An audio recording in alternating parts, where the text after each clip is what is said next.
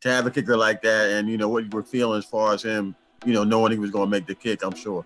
Well, making my job a lot easier, and the offense job a lot easier. We don't have to score a touchdown. Some coaches don't trust their kicker.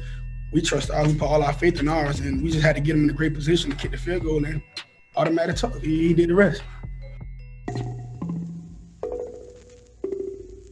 The kicker position is a need for so many teams across the NFL right now, and one of the most important and underappreciated positions in all of football. They are often working on their own off to the side at practice. Their helmet hardly has a face mask, and their pads can be as thin as they can be. But one of the absolute most important positions in the NFL is the kicker. Take a look at the leading scorers list for the history of the NFL. Who makes it up? Kickers. The first non-kicker, Jerry Rice. Beyond the volume of scoring, the kicker is relied on to come through in the highest of pressure situations at the end of games. If they succeed, they did what they should have done. If for whatever reason they fail, the whole fan base wants their head. It is a thankless position. Kickers get such a weird and mostly negative reputation in the football world at all levels of competition. People think that kickers are somewhat lesser members of the team just because they don't participate in the same full contact drills as most of the other players. But when it comes down to it, kickers are often the reason that teams win or lose football games. Take a look at all that Adam Vinatieri did for the Patriots during their dominant years in the early 2000s. A 45-yard field goal in a blizzard to force overtime against the Raiders, and another field goal to win it in the 2001 playoffs, and a 48-yarder against the Rams in the final seconds of Super Bowl 36 to win it all. Sure, Brady and Belichick were probably the most instrumental pieces of that dynasty, but if Vinatieri didn't make clutch kick after clutch kick, they likely would not have 6 championships today. People don't focus on that aspect of kickers. They like to acknowledge Cody Parker's missed 43-yarder against the Eagles that would have advanced the Bears in the playoffs a couple seasons ago. A kick that was later ruled to have been blocked, but nobody really cares about that part. Well, my thoughts are you got one job to do. I mean, it comes down to one play, and every coaches will always be like, well, it's not just that one play. Yes, it is. You have a job to do. You got to make that kick. And the fact you didn't, I don't feel sorry for him. A lot of people, I feel sorry for that kid. Really? Or how about Blair Walsh's missed 27-yard chip shot that would have sent the Vikings past the Seahawks in the 2015-16 playoffs? Walsh was a Pro Bowl selection as a rookie and additionally earned first-team All-Pro honors. Now, he is trying to find a job with any team as a free agent and avoid being the brunt of all NFL jokes.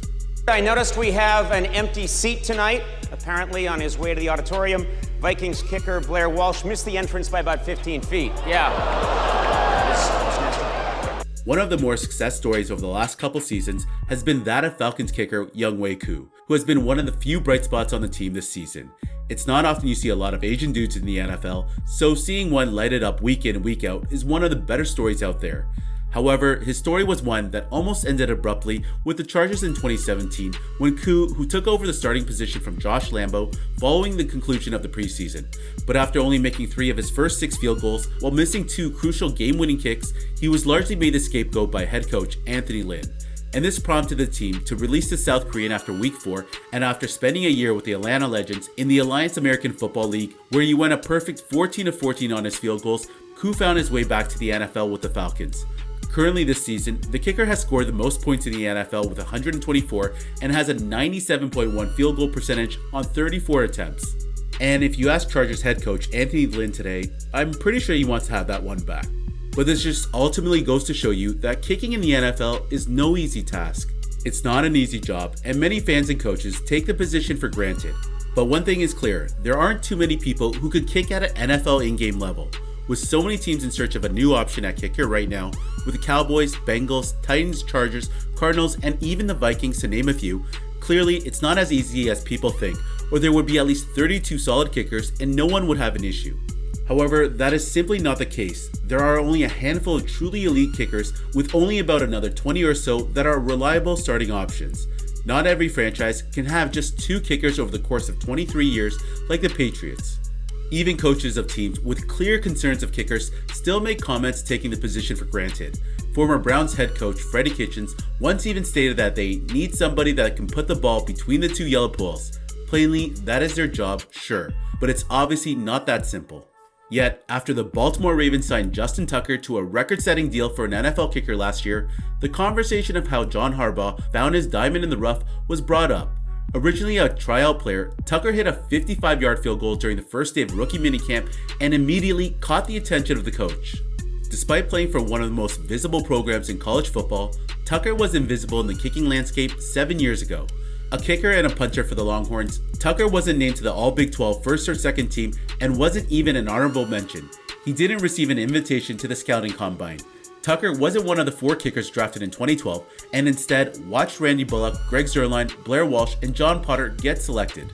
Tucker has since become the most accurate kicker in the NFL, making 90.8% of his field goals, setting a new standard for the position that earned him a big payday last season. Tucker's journey to Baltimore began with, of all things, a miss, one of the biggest failed field goals in NFL postseason history. In the 2012 AFC Championship game that saw the Baltimore Ravens mount a late comeback to tie the game, kicker Billy Cundiff missed a 35-yarder wide left that ended the Ravens season prematurely. In the 2012 preseason, after impressive showings and accurate field goals, Tucker earned his starting job as the Ravens released Cundiff on August 26, 2012. In his debut season, the kicker proved to be very accurate, making 42 of his PAT attempts and missing only 3 of 35 field goals. With that being said, what truly separated Tucker from his colleagues was that he would show early signs of making clutch field goals. In Week 3 against the Patriots, Tucker kicked a game-winning field goal with 2 seconds left, giving the Ravens a 31-30 victory over New England. And on January 12, 2013, during the divisional playoff round game against the Broncos, the kicker kicked a 47-yard field goal in double overtime to win the game to send the Ravens to the AFC Championship game for the second consecutive year. During the Super Bowl against the 49ers, he connected on 2 fourth-quarter field goals that secured a Ravens victory, earning him his first Super Bowl ring.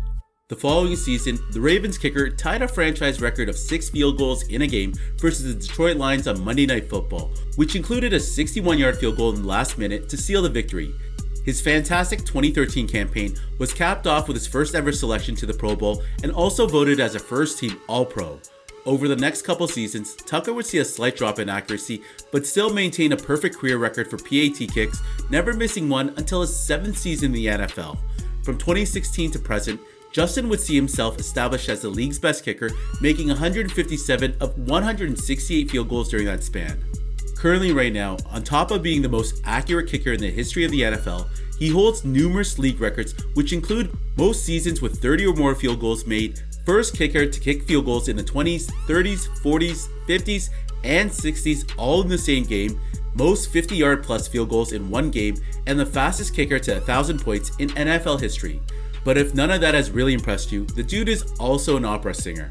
All in all, Justin clearly has a lot of talent, and while the casual fan can think that they can kick a 35-yard field goal, but can those people kick with pads on, 11 players attacking them, and the bright lights and pressure on them that comes with the NFL? Who knows? Kickers play such a vital role on successful football teams and get next to none of the credit. Sure, the team will swarm them if they make a game-winning kick, but they'll also shun them if they miss. Being a kicker in the NFL is not incredibly difficult, but extremely thankless. There is no real win for the kicker. They either do their job or they're on the flight back home to their hometown rather than the team facility. They don't get the benefit of the doubt or the number of chances other positions do. More so than any other position, a kicker puts their job on the line each and every week they trot on the field. A make gets them a pat on the back, a miss gets them a hateful message on Twitter, scolding from their coaches and peers, and less sleep at night knowing they could be out of work in an instant. Kickers are some of the truest unsung heroes in football and deserve the credit they deserve when they excel. If it was as easy as putting the ball through the yellow post, teams wouldn't be drafting kickers in the second round or trading 5th round picks for other teams' backups. A truly reliable kicker is hard to come by and is becoming more and more of a luxury in the NFL today.